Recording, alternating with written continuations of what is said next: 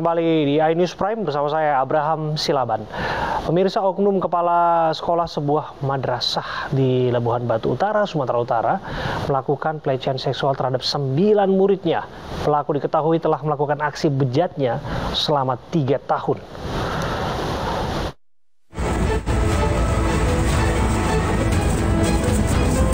Satreskrim Polres Labuhan Batu meringkus PH, seorang kepala sekolah sebuah madrasah di Labuhan Batu Utara, Sumatera Utara yang melakukan pelecehan seksual terhadap 9 muridnya. Terungkapnya kasus ini berawal dari laporan salah satu korban kepada orang tuanya. Modusnya ialah dengan meminta korban untuk memijat tersangka dengan membujuk hingga mengancam korban. Tersangka beraksi di 3 lokasi, di kantor guru sebanyak 12 kali, di kantin sekolah 4 kali, dan aula sekolah 6 kali, dengan total 22 kali selama kurun waktu 3 tahun sejak 2020. Tersangka telungkup dan kemudian meminta atau menyuruh si korban untuk memijitnya dari bagian punggung dengan menggunakan kedua tangan. Tidak berselang lama, kemudian berbalik arah si tersangka.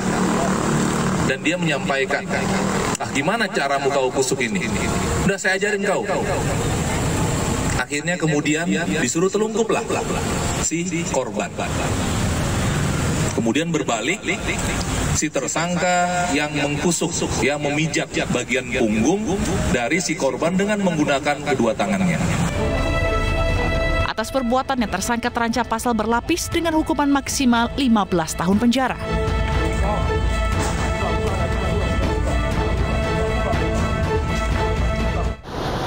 Pemirsa, saya akan dalami perbuatan oknum kepala sekolah terhadap muridnya yang melakukan pelecehan seksual. Sedikitnya 9 orang sampai saat ini yang menjadi korbannya. Selama 3 tahun itu dilakukan. Kita akan bergabung bersama dengan Kapolres Labuhan Batu, AKBP James H. Hutajulu. Selamat malam, Pak Kapolres. Selamat malam, Mas Abraham. Ya, terima kasih sudah bergabung bersama dengan kami. Saya harus katakan bahwa ini perbuatan yang di luar nurani kemanusiaan, bahkan mengerikan. Karena kami dengar pelakunya adalah kepala sekolah yang juga mengajarkan materi pelajaran agama kepada murid-muridnya, korbannya. Betul ya, Pak Kapolres? Ya, betul sekali, Mas Abraham. Iya. 3 tahun perilaku keji itu dilakukan, kenapa baru bisa ketahuan sekarang, Pak? Ya, Mas, perlu kami sampaikan bahwa terkait dengan pengungkapan perkara perbuatan campur yang dilakukan oleh oknum guru yang juga selaku kepala sekolah di MDTA sudah dilakukan dalam kurun waktu tahun 2020 sampai dengan Mei 2023. Artinya tempus deliktinya terjadi dalam kurun waktu 3 tahun. Kenapa hal itu bisa terjadi begitu lama? Jadi karena ada relasi kuasa yang terlalu tinggi antara tersangka yang adalah guru dan juga kepala sekolah dengan korban yang adalah siswa SD atau siswa MDTA di sekolah tersebut. Sehingga para siswa ini takut, tidak berani untuk menyampaikan peristiwa atau perbuatan pidana yang terjadi pada dirinya. Hal inilah yang kemudian menjadi akibat atau menjadi sebabnya bahwa peristiwa ini baru terungkap pada 22 Mei 2023, di mana ada salah satu orang korban yang kemudian menyampaikan peristiwa yang dialaminya kepada orang tuanya, dan kemudian orang tuanya menyampaikan, melaporkan kepada Polres Labuhan Batu, dan dalam waktu singkat kami berhasil menindaklanjuti, melakukan quick response untuk menindaklanjuti laporan yang diadukan oleh orang tua korban tersebut, sehingga sampai saat ini korban yang menjadi korban dari pelaku ini adalah sebanyak 9 orang. Oke, sampai saat ini ya Pak, kita harus catat itu. Karena 3 tahun, 9 orang korbannya. Apakah mungkin bisa bertambah korbannya, Pak Kapolres? Ya, betul Mas. Sampai saat ini kami dari Polres Labuhan Batu masih terus mengembangkan perkara ini, khususnya terhadap perkembangan dari para korban. Karena dalam waktu 3 tahun ini artinya ada para siswa yang sudah lulus dari sekolah tersebut, sehingga ini masih perlu terus kami kembangkan, akan terus kami telusuri apakah ada korban-korban lain yang juga menjadi korban dari tersangka ini. Ini masih terus kami lakukan kami kembangkan dengan bekerja sama dengan instansi terkait, khususnya dengan Pemkab dan juga dengan penggiat-penggiat anak lainnya. Oke, dengan segala hormat saya kepada keluarga korban, ya, Mas. Para korban adalah anak di bawah umur yang semuanya adalah laki-laki. Betul demikian, Pak Kapolres? Ya, betul, Mas. Oke, dan usia mereka artinya masih di bawah 10 tahun ya? Atau bagaimana Pak Kapolres? Masih bersekolah sampai saat ini di sekolah yang sama? Ya, ada sebagian yang masih sekolah, yaitu korban-korban yang 9 itu, tapi ada juga kemungkinan akan kami kembangkan, mungkin ada korban-korban yang sudah lulus sekolah, sehingga kami akan telusuri lebih lanjut. Oke. Ini kan yang mengejutkan dilakukan juga di lingkungan sekolah oleh kepala sekolah yang sekaligus pengajar agama di sekolah tersebut, dilakukan di 3 tempat yang berbeda, di kantin, di ruang guru, bahkan juga di aula. Masa kan nggak ada yang tahu ini Pak Kapolres sama sekali? Ya, betul Mas. Jadi modus yang dilakukan oleh tersangka ini, dia mengambil momen pada saat keadaan sepi.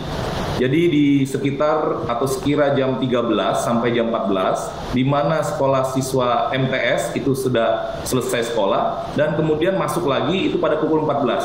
Sehingga di sela-sela itulah dalam keadaan sepi, dia mengajak, ya membujuk dan memaksa para korban ini untuk dilakukan perbuatan cabul terhadapnya. Bagaimana keadaan korbannya saat ini Pak Kapolres? Sampai saat ini korban dalam penanganan dari pihak Polres Labuan Batu dan juga bekerja sama dengan PTD PPA, sehingga kami benar-benar memastikan bahwa korban-korban ini akan mendapatkan trauma healing dari tim yang telah kami bentuk, Mas. Oke, 9 orang korban sedang di trauma healing dan harapannya tidak akan bertambah. Kalaupun ada, tentu harus ada penanganan secepatnya agar tidak terjadi hal-hal yang tidak diinginkan gitu ya. Terima kasih sekali lagi Pak Kapolres atas waktu Anda. AKBP James H. Hutaijulu, Kapolres Labuan Batu, sudah menyampaikan kepada kami peristiwa yang harusnya tidak akan terjadi di mana-mana tempat lainnya. Kita harapkan itu. Pemirsa, setelah diserahkan ke kejaksaan, Mario Dandi dan Shane Lucas akan segera disidangkan 6 Juni mendatang. Keduanya dijerat pasal penganiayaan berat berencana serta perlindungan anak dengan ancaman hukuman maksimal 12 tahun penjara.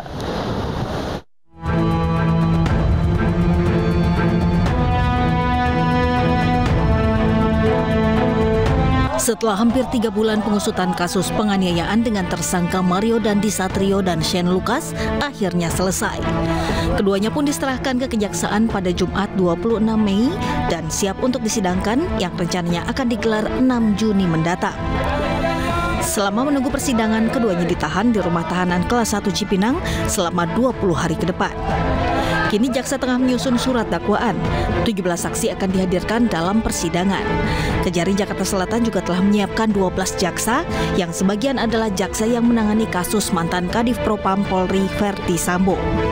2 tersangka ini sudah kita terima pada hari ini dan sudah dilakukan pemeriksaan secara formil para tersangkanya, dan saat ini penahanan telah beralih kepada jaksa penuntut umum selama 20 hari ke depan di rutan kelas 1 Cipinang. Pada saat ini kami akan menyempurnakan surat dakwaan dan dalam waktu singkat kami akan melimpahkan ke Pengadilan Negeri Jakarta Selatan untuk dilakukan persidangan. Selain kedua tersangka, sejumlah barang bukti juga dilimpahkan ke Kejaksaan Tinggi DKI Jakarta. Sebelum diserahkan ke kejaksaan, Mario sempat meminta maaf kepada keluarga David Ozora. Mario juga menyesal telah menganiaya David. Ada permintaan maaf buat keluarga korban atau apa, Mario? Sedikit, Mario.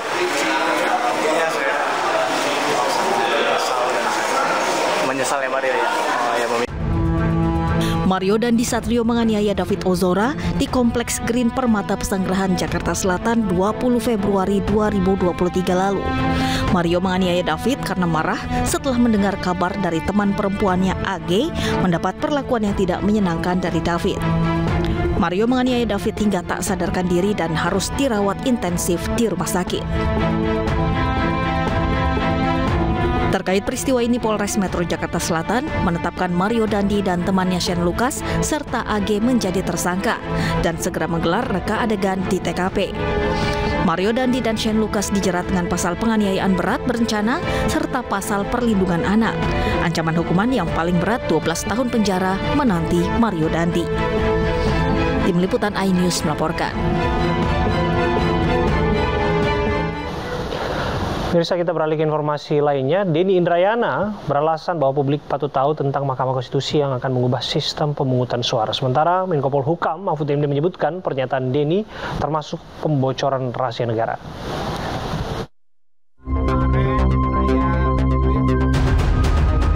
Denny Indrayana mengungkapkan alasan menyebarkan informasi tentang Mahkamah Konstitusi bakal mengubah sistem pemungutan suara dalam pemilu ke publik.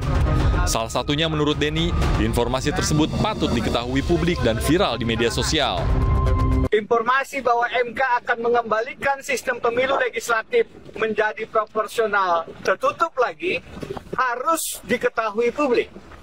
Inilah bentuk transparansi. Inilah bentuk advokasi publik pengawalan terhadap putusan Mahkamah Konstitusi. Kita paham sekarang di tanah air, jika tidak menjadi perhatian publik, maka keadilan sulit untuk hadir. No viral, no justice. Denny mengklaim informasi yang didapat bersumber dari orang kredibel. Denny juga menilai perlu adanya langkah-langkah advokasi, pencegahan, dan preventif atas putusan MK nanti. Sebelumnya, Menko Polhukam Mahfud MD sempat memberikan pernyataan terkait kegaduhan yang terjadi. Mahfud menilai putusan tersebut tak boleh bocor sebelum dibacakan. Mahfud menilai pernyataan Denny bisa menjadi presiden buruk, bahkan pembocoran rahasia negara. Kalau betul itu bocor, itu salah. Yang salah satu yang membocorkan yang di dalam. Saya tadi sudah ke MK supaya diusut siapa di dalam yang suka bicara itu. Kalau memang sudah diputuskan, kalau memang bocor itu kan bisa saja tidak bocor. Juga Denny juga supaya menjelaskan bahwa itu benar, dan itu nanti tentu akan terlihat dalam perjalanan waktu siapa yang benar, siapa yang salah. Tapi tidak boleh sebuah putusan belum diketok, sebelum putusan belum diketok itu tidak boleh. Terkait hal tersebut, melalui pernyataan tertulis, Denny menegaskan tidak ada pembocoran rahasia negara. Denny beralibi telah cermat memilih frasa mendapatkan informasi, bukan mendapatkan bocoran.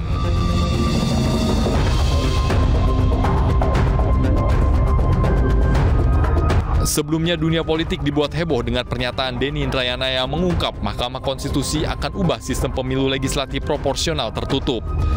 Bahkan mantan Presiden Susilo Bambang Yudhoyono turut memberikan tanggapan terkait cuitan Denny Indrayana di Twitter.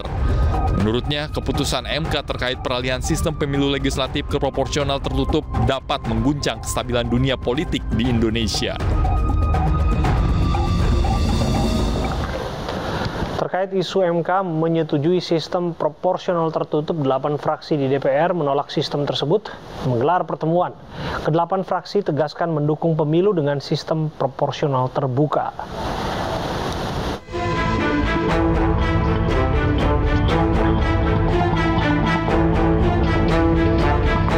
Delapan fraksi di DPR RI yang menolak sistem pemilu proporsional tertutup atau pemilu coblos partai menggelar pertemuan usai mencuatnya rumor putusan Mahkamah Konstitusi berdasarkan pernyataan ex-Wamenkumham Denny Indrayana.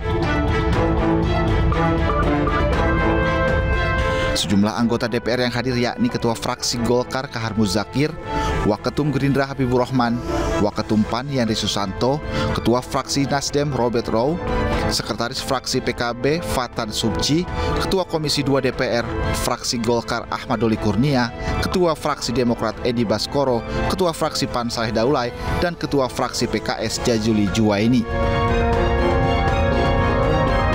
Dari hasil pertemuan, ke-8 fraksi tegaskan mendukung pemilu dengan sistem proporsional terbuka. Maka kita minta supaya tetap sistemnya terbuka. Nah, kalau mereka memaksakan, mungkin orang-orang itu akan minta ganti rugi. Paling tidak mereka akan ngurus SKCK segala macam itu ada biayanya. Dan siapa ganti rugi yang mereka minta? ya bagi yang memutuskan sistem tertutup. Bayangkan kalau 300.000 orang itu minta ganti rugi, dan kalau dia berbondong-bondong ke MK agak gawat juga itu. Bukan kita minta, kan mereka kemarin itu daftar itu undang-undang yang berlaku sampai sekarang itu sistemnya terbuka, jadi mereka nggak salah. Sampai dengan pendaftaran kemarin, sistem yang berlaku adalah sistem terbuka. Nah, jadi kalau ada yang mencoba merubah sistem itu, orang yang mendaftar sebanyak itu akan protes.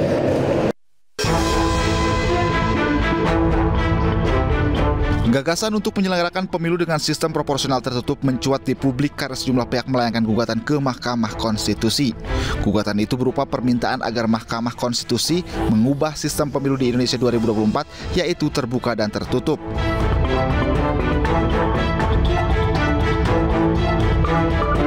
Diketahui, sistem proporsional terbuka adalah sistem pemilihan yang memungkinkan rakyat untuk memilih beberapa wakil rakyat di suatu daerah pemilihan atau dapil yang merupakan anggota partai politik.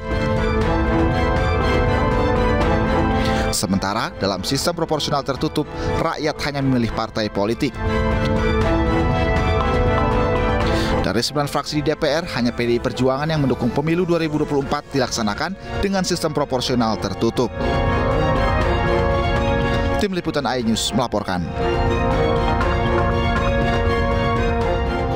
Presiden Joko Widodo mengaku akan ikut turun atau cawe-cawe demi keberlanjutan pembangunan di Indonesia ke depan, termasuk mengawal pemilu 2024. Pernyataan disampaikan Presiden saat bertemu dengan para pemimpin redaksi media dan konten kreator di Istana Kepresidenan.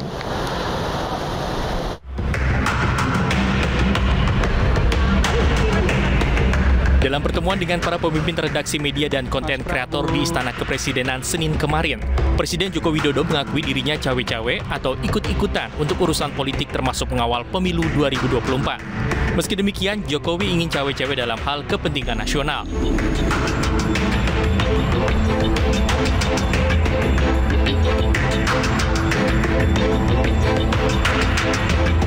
Soal cawe-cawe ini, Jokowi mengartikan tentang momentum negara dalam 13 tahun ke depan. Hal ini untuk kepentingan Indonesia.